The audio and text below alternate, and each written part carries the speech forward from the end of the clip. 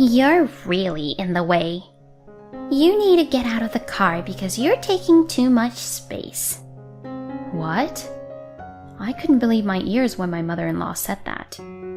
Ava agreed with my mother-in-law. I know, right? I was at the end of my patience. Okay, then you can do whatever you want from here on out. I got out of the car, and then Ava and my mother-in-law smiled with a triumphant look on their faces. After that, my mother-in-law called me on the phone. Please, come back here right now. My name is Amelia. I am a 34-year-old office worker. My husband, James, and I have been married for 2 years. We met at a party thrown by a friend. I've been working hard and haven't had much time for relationships. So I had not had a boyfriend for a while, and before I knew it, I was 30 years old. My friend was worried about me and invited me to a party. There I met James, who was the same age as me. Since James and I were the same age, we had a lot in common, and we had a lot of fun talking. We started seeing each other occasionally and started dating. He was kind, funny, and entertained me on our dates by making all kinds of date plans. When I was with him, I was laughing all the time, and my cheeks and stomach muscles felt like they were about to cramp. Our relationship progressed, and after 2 years, we decided to get married. Usually you meet each other's parents when you tell them you're getting married, but I had already met his parents when we were dating. Since he lived with his parents, he would sometimes invite me over to their house for dinner. So I already knew them well. They were very kind to me and treated me like a real daughter. Amelia, you are such a good girl. I wish you would become James' wife. My mother-in-law would often say this, and James would get embarrassed. Mom, don't say things like that all of a sudden. I was so surprised I almost spat my water out. Oh, it's fine. I'm just saying how I feel. But if you don't propose to her soon, she's going to leave you. Hey, don't say something scary like that. I couldn't help but giggle when I saw James getting really flustered. It makes me smile to see them as a warm and really nice family. My family wasn't like this, and I think that's why I admire them so much. My parents divorced about 18 years ago because of my father's infidelity. I was 16 years old at that time, and I really hated my father for betraying my mother. After that, I didn't trust men much anymore. I guess that's why my marriage was delayed, because I had a slight distrust of men. But I was still able to open my heart to James, and I knew that I could have a warm family with him. This feeling became even stronger when I met my in-laws at my parents-in-law's house. Then I married James. My mother cried when she saw me in my wedding dress. I hope that you can have a warm and happy life. Congratulations on getting married, Amelia. Thank you, Mom. I'm already very happy now, so don't worry about me. When my mother cried, I cried too. After the wedding ceremony, I started my married life with James. We were very happy as newlyweds. I was very happy to be in the same house with James every day, to sleep at night and to wake up in the morning with him next to me. If I had one complaint, it was that I had to do more of the housework than he did. James can't cook at all because he's lived at home all his life. I told him to give it a try, but he was even more clumsy than I thought he was, and I thought there was going to be some kind of accident, so I decided that I would be in charge of the cooking. But it was hard to come home and cook dinner when I was very tired after working late. To be honest, it sometimes annoys me that James comes home earlier than me and I have to cook dinner while he's lying on the sofa watching TV in my sight. Still, James never complains about my cooking, and he doesn't complain when I work late and cook dinner late, which I appreciate. Even though we are a couple, we are both human beings, so we have our flaws and things that we don't like about each other. I thought that if we were happy for the most part, we would be a good match. So I think that my marriage with James has been more of a happy one. James is still a funny guy and we have the same interests in TV shows, so we don't have to fight over the channels. We were happily married for the next 2 years. 2 years passed, and we were still living the same life as before, until one day, James suddenly suggested this to me. I think it's time we live at my parents' house. What? I couldn't understand what James was saying at first. What do you mean? Does that mean you want to move in with your parents? I asked in surprise, and James laughed and said, What else could it mean? Huh? Are you serious? James was a little miffed at my reaction. What, you don't like it? Oh, it's not that. It was too sudden. I was just in shock. Did your mother suggest this?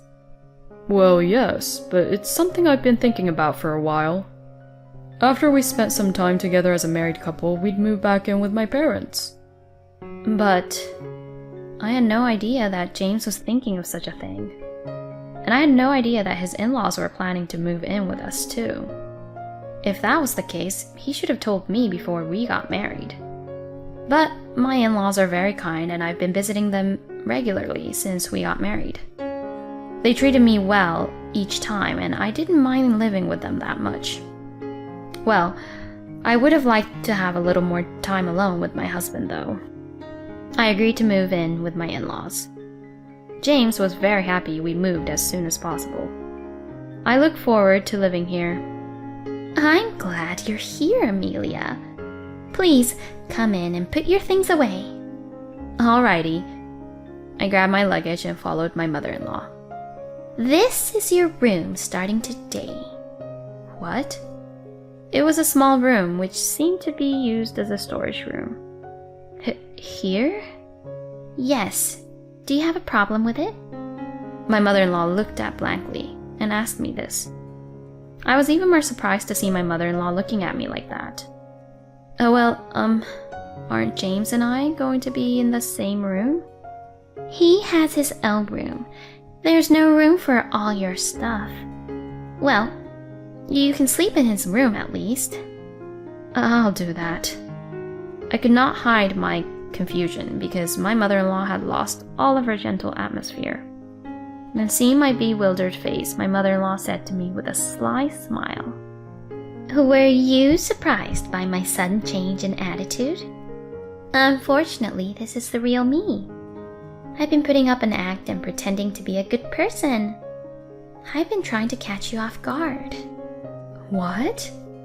It's finally worth it that James married you. What do you mean? You'll find out later. My mother-in-law was smiling wryly. I became anxious about my future life living in this house. And the next day, it began. Amelia, how long are you going to stay in bed? Hurry up and get up and do the housework. My mother-in-law yells at me to wake up. The time is 4 o'clock in the morning. When I was puzzled as to why I had been woken up at such an early hour, my mother-in-law ordered me to leave the garden, prepare breakfast, and pack lunch for my husband. I couldn't refuse her, and did as I was told. I worked hard all morning and was exhausted by the time James and my father-in-law woke up. My mother-in-law would complain to me, What's the matter with this food? It doesn't taste very good. Or, you really are a terrible cook. I looked at James and my father-in-law to ask them for help, but they both looked at me like they didn't know me, and I despaired. At this point, I wondered if I was being forced to live with my in-laws to be treated like a slave. No, I was almost certain of that. I had already resigned from my job at the time of moving in with my in-laws, after James has urged me to quit my job. This meant that I would have to be a stay-at-home mom doing housework all day long under my mother-in-law's watchful eye. James probably discussed this with his mother to have this happen. When I realized this, I despaired. I had no idea that James and my in-laws had colluded to do that. My mother-in-law made me work all day long as if she had found herself a slave. If she didn't like something, she would complain about it until she got her way. When she got tired of it, she would make me do all the hard work while she lounged on the couch. I was extremely angry to see my mother-in-law lying down comfortably while I was so exhausted. But if I tried to complain, my mother-in-law would get very angry with me. So I had no choice but to obey my mother-in-law. But anyway, I asked James that night to find out what was really going on. "Hey, your mother has been very rude to me. Did she propose moving in with you in order to bully me from the beginning?" Well, now that I think about it, it was too direct a question, but I still had to confirm it with James. But James' eyes widened and he got angry. Huh? What the hell are you saying? Do you think I told my mom I wanted to move in with her so that she can do whatever she wanted with you? No, that's not what I meant. That's outrageous. Are you messing with me? Hold on. That's not what I wanted to say. James wouldn't listen to me, no matter how hard I tried to clear up the misunderstanding. And it was only after that James began to speak harshly to me too. You're right, Mom. Amelia's cooking is terrible. I get that you used to work, but now that you're a housewife, you're going to have to make something a little more decent. Yeah, exactly. You're a useless housewife. That's how my mother-in-law and James got together and abused me. I instantly wanted to move out of the house, but I was unemployed and retired, so I couldn't leave so easily. Then my mother-in-law and James continued to abuse me, and a month had passed after moving in. And then another person appeared in front of me who frustrated me even more. It was my sister-in-law, Ava. Ava got married before James and I did, and I already had 2 children. But when she heard that James and I had moved in with my parents-in-law, she started coming over to get me to babysit her kids. I'll leave it to you again today. Ava brought her children here and my mother-in-law accepted it as a matter of course, but of course I was the one who took care of the children. Ava's children are 5 and 4 years old, both boys, and they are very naughty, and it is really hard to take care of them. On top of that, I have to do all the housework, so no matter how much energy I have, it's not enough. I was exhausted, both physically and mentally from being pushed around. And in the midst of all this, my in-laws planned a family vacation. They wanted to celebrate my mother-in-law's 60th birthday in a big way. I thought I would be staying at home, but my husband appointed me as the driver. Dad isn't allowed to drive because of his leg injury last year, so you have to drive. Neither Mom nor Ava have a driver's license. I wanted to stay home alone if possible, but if I refused, there would be trouble later, so I had no choice but to obey. 1 month later, the day of the family trip to celebrate my mother-in-law's 60th birthday has arrived. The destination was a resort, a few hours' drive away. We left early in the morning and I drove the car. My in-laws were sleeping in the back seat while I drove. I managed to suppress my frustration and drove for a while, and about 2 hours passed. James woke up and said, I need to go to the bathroom and get something to eat, so stop somewhere. I wanted to say, don't order me around, but I had no choice but to find a store and stop. My in-laws all probably would go to the bathroom or something as well. I thought I'd take a nap in the meantime, but only my father-in-law and James got out of the car. My mother-in-law and Ava stayed in the car and asked James to get them a drink. The most troublesome people were left in the car, and my mother-in-law and Ava had been asleep the whole time, so they were wide awake now. They took this opportunity to curse at me. You're a terrible driver. I couldn't sleep well at all. Stop lying, you were sound asleep. Your snoring was so loud. You can't do your chores, you can't drive, you're useless. I mean, why are you even driving? You're really in the way. You need to get out of the car because you're taking too much space. What? I couldn't believe my ears when my mother-in-law said that. Ava agreed with my mother-in-law. I know, right? Get out already. I was at the end of my patience, and I thought, this is my chance. If I were to leave now, they would be very troubled. Okay, then you can do whatever you want from here on out. I got out of the car, and then Ava and my mother-in-law smiled with a triumphant look on their faces. They probably hadn't made a reservation for me at the resort anyways. I immediately hitchhiked away from the place. It was a bit dangerous, but I wanted to get away from there as soon as possible. Later, my mother-in-law called me multiple times. Since I was in someone else's car, I completely ignored the call. After that, the phone rang a lot, but I continued to ignore it. And when I got back to my in-laws' house a few hours later, I finally picked up the phone. Hello, what's wrong? Why didn't you pick up the phone? Where are you? I'm at home. Huh? What are you doing? What do you mean? You're the one who kicked me out of the car. I only came home because you kicked me out. When I said that, my mother-in-law went silent. Can I go now? I'm hanging up now. Wait! Please, come back here right now. Huh? You kicked me out, didn't you? Why do you want me to come back? I didn't know James couldn't drive until now. I didn't think you were the one who could drive. Oh, I see. James is too prideful, so he didn't want to tell you guys about it. James actually had his license suspended for repeated speeding violations before we moved in with his parents. That's why he can't drive now. James, when he goes for a drive with his friends, seems to change and get carried away. He was acting really cocky, huh? It's so pathetic that he got a speeding ticket. As I was laughing at him, James got on the phone. Are you making fun of me? You're so cocky, even for a wife. I won't let you get away with this when we get back. James' angry voice rang out over the phone. But I wasn't going to let that stop me. I won't be here when you guys get back. Huh? I'm leaving the divorce papers here. Oh, hold on. Divorce? What? You guys were driving me crazy, and I was exhausted, both physically and mentally. So, I decided to leave you. Your mother treated me like I was a burden, and your father didn't seem to care whether I was there or not. So, it wouldn't have mattered if I left, would it? I'm not going to let you do that. I'm not getting a divorce. You don't get to decide.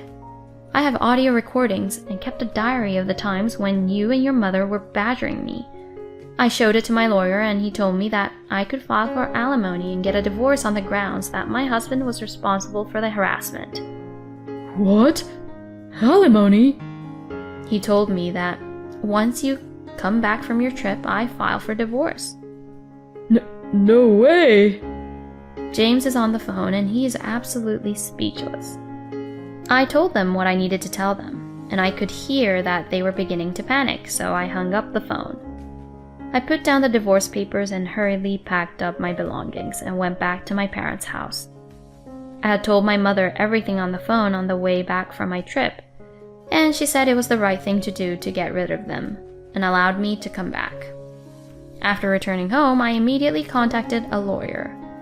I had them prepare for the divorce process as soon as possible.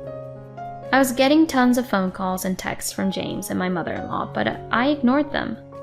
The messages said, "We had to hire a chauffeur to drive us to our destination on short notice, and it cost me a hell of a lot of money. And what are we going to do on the way home?" I could tell they were in trouble, and I thought to myself, that's what they get. After that, I immediately filed a divorce suit against James through my lawyer, and I also demanded for compensation for the moral harassment. I sent a content-certified letter to James' workplace, and he immediately responded.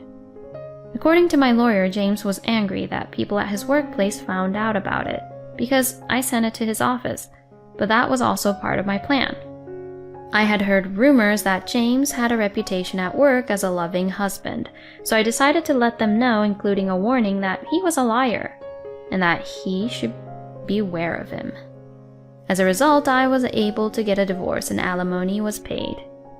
I heard that James is now getting cold stares from people at work because of this incident, and he is feeling a bit ashamed. But he can't quit his job because he has to pay the alimony. My ex-mother-in-law had to do housework again because she didn't have me to do the work anymore, and Ava still came to their house to ask them to take care of her kids, which resulted in my ex-mother-in-law getting a bad back. Since then, she has had to go to the hospital because of her back problems. Also, Ava was having an affair.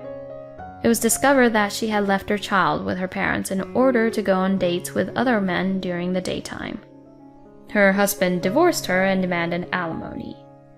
Ava turned to her parents for help, but her mother was furious with Ava because she hurt her back taking care of her children that she had left with her to go on dates. James texted me and asked me to get back together with him, but I blocked his number and ignored it. Right now, I am living with my mother and found a new job, and I am doing well.